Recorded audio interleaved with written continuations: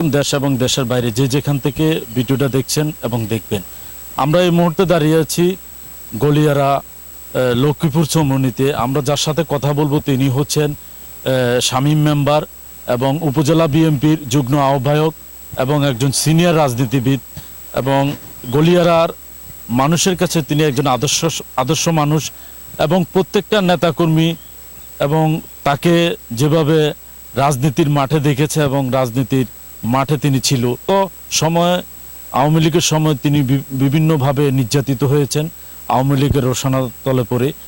বিগত সময় আমরা দেখেছি করোনা মহামারী সহ বিভিন্ন বন্যা তাদের মানুষের পাশে তিনি দাঁড়িয়েছেন, এবং এই মানুষটিকে নিয়ে নানান কুচ্ছরটনা সোশ্যাল মিডিয়া ফেসবুকে ইতিমধ্যে ছড়িয়েছিল, এবং তিনি একটি ঘটনার সাথে সম্পৃক্ততা ছিল না বলে এলাকার লোক জানিয়েছে। আসলে এই ঘটনা নিয়ে ওনার থেকে জানতে চাইব।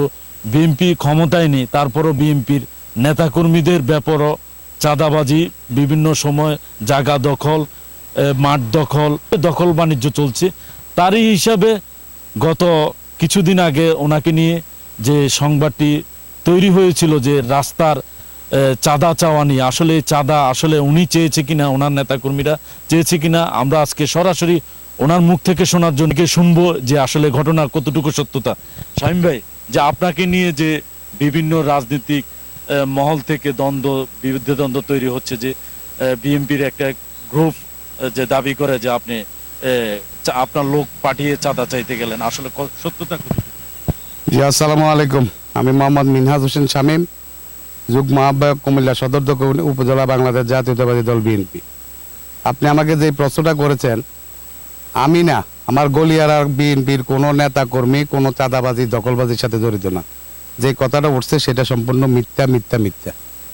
আরেকটা জিনিস জানতে চাই, এই যে বিভিন্ন সময় আপনাকে নিয়ে যারা সোশ্যাল মিডিয়াতে লেখালেখি করে সীমান্ত দখল এবং বিভিন্ন রাজনৈতিকভাবে আপনি আওয়ামী লীগের সাথে ছিলেন, আওয়ামী লীগের রাজনীতি, যে এখানকার যিনি উপজেলা চেয়ারম্যান প্রার্থী ছিলেন তার সাথে আপনার ঘনিষ্ঠ সম্পর্ক রয়েছে, এই বিষয়গুলো আজকে প্রশ্ন উত্থাপিত হচ্ছে, এইগুলোকে আপনি কীভাবে দেখেন? এগুলো তো হলো প্রতিহিংসা। আমার যদি আওয়ামী লীগের উপজেলা চেয়ারম্যান বা আওয়ামী লীগের কোনো নেতৃবৃন্দের সাথে আমার যোগাযোগ বা সম্পর্ক থাকতো, তাহলে বিগত ফ্যাসিস্ট সরকারের আমলে আমার বিরুদ্ধে 11টা মামলা, আমার বাড়িঘর ভাঙচুর হয়েছে, আমার চাচাতো ভাই ভাতিজা সহ আমাদের পরিবারের 5 জন লোক আসামি, আমি সহ আমার পরিবারের, আমার গোত্রের, আমার বংশের 5 জন লোক বিগত হাসিনা সরকারের আমলের মিথ্যা মামলার আমরা ভুক্তভোগী। যারা এগুলো বলে, কোত্থেকে বলে, কিভাবে বলে, এটা তারাই উত্তর দিতে পারবে, এই উত্তর আমার কাছে জানা নেই। এবং আওয়ামী লীগের সাথে অতীতেও আমার কোনো আপত্তি ছিল না, বর্তমানও নেই। আমরা আরেকটা জিনিস জানতে চাই, গলিয়ারা এবং এখানে মনির চৌধুরী ঘাঁটি বলা হয়, যে এই গলিয়ারা থেকে নেতৃত্ব দিয়ে উঠে আসছেন আজকে উপজেলা বিএনপি যুগ্ম আহ্বায়ক।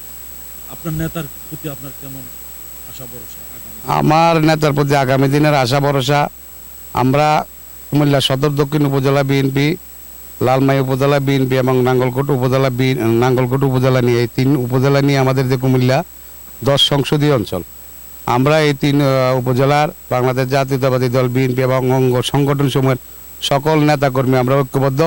আগামী জাতীয় সংসদ নির্বাচনে আমাদের নেতা জননেতা আলহাজ মনির চৌধুরী সাহেবকে এখান থেকে আমরা সংসদ সদস্য নির্বাচিত করব, এবং আমাদের দাবি থাকবে বাংলাদেশ জাতীয়তাবাদী দল বিএনপির হাইকমান্ডের কাছে, বৃহত্তর কুমিল্লা যদি কারো মন্ত্রিত্ব দিতে হয়, সর্বপ্রথমে যাতে মনির চৌধুরীর নামটা আসে। বিভিন্ন আলেম ওলামা, বিভিন্ন দল বলছে আগামীতে ইউনিয়ন পরিষদ নির্বাচনটাই হতে হবে। এই ইউনিয়ন পরিষদ নির্বাচনের মাধ্যমে নির্বাচন কমিশনকে পরীক্ষায় পাশ করতে হবে। এতে যদি ইউনিয়ন পরিষদ নির্বাচন হয়, দল ক্ষতিগ্রস্ত হবে কিনা, বিএনপি গ্রুপিং তৈরি হবে কিনা? অবশ্যই, যদি আগামী জাতীয় সংসদ নির্বাচনের আগে স্থানীয় সরকার নির্বাচনগুলো হয়, তাহলে আমাদের দলের গ্রুপিং বাড়বে এবং দ্বন্দ্ব বাড়বে। আর এখানে জাতীয় সংসদ নির্বাচনের আগে তো ইউনিয়ন পরিষদ নির্বাচন দেওয়ার কোনো প্রশ্নই আসে না। তার কারণ হলো দেশ এখন স্থিতিশীল হয় নাই। সর্বপ্রথম বর্তমান যে তত্ত্বাবধায়ক সরকার আছে, তত্ত্বাবধায়ক সরকারের মাধ্যমে সর্বপ্রথম জাতীয় সংসদ নির্বাচনের দাবি করছি, এবং জাতীয় সংসদ নির্বাচনের পর নির্বাচিত সরকারের মাধ্যমে আগামী দিনে স্থানীয় সরকার নির্বাচনগুলো সম্পন্ন করবে, এই আশা এবং প্রত্যাশা রাখছি। আগামী দিনে আপনাদেরকে নিয়ে রাজনৈতিক কোনো মাঠে যদি কেউ ব্যাপকভাবে অপবাদ ছড়াতে চায়, তাদের বিরুদ্ধে আপনাদের কি শক্ত অবস্থান? যারা আমাদের দলের বা আমাদের বিরুদ্ধে অপবাদ ছড়াবে তাদেরকে আমরা রাজনৈতিকভাবে মোকাবেলা করব।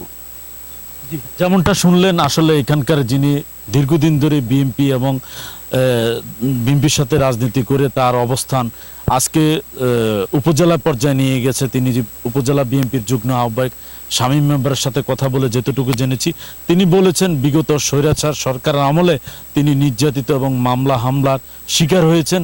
তিনি আরেকটা জিনিস বলেছেন যে এখানকার যিনি সাবেক এমপি, সাবেক হুইপ এবং বেগম খালেদা জিয়ার রাজনৈতিক উপদেষ্টা আলহাজ মনিরুল চৌধুরীর যে শক্ত অবস্থান রাজনীতির রয়েছে এবং নাঙ্গলকোট সহ মিলিয়ে এই আসনে আগামী দিনে প্রত্যাশা করে এই নেতাকে তারা নির্বাচিত করবে। নেতাকর্মীরা ইতিমধ্যে কিন্তু উৎসাহ উদ্দীপনার মাধ্যমে তারা কাজ করে যাচ্ছে। এটাই তাদের প্রত্যাশা, আগামী দিন মনিরুল চৌধুরীকে এই আসন থেকে নির্বাচিত করে তারা জাতীয় সংসদে পাঠানোর মাধ্যমে দাবি করে তিনি কিন্তু বলেছেন। তো এই শামীম মেম্বারের বিগত সময় রাজনীতিক এবং সামাজিক যে সম্মানহানি করা হচ্ছে বিভিন্ন সোশ্যাল মিডিয়ার মাধ্যমে, তারই প্রতিবাদ এবং নিন্দা তিনি জানিয়েছেন। আমাদের মাধ্যম থেকে আমরা জানাতে চাই আপনাদেরকে সত্য ঘটনা আপনারাও আসলে যাচাই বাছাইয়ের মাধ্যমে দেখবেন। দর্শক ভালো থাকবেন, আল্লাহ হাফেজ।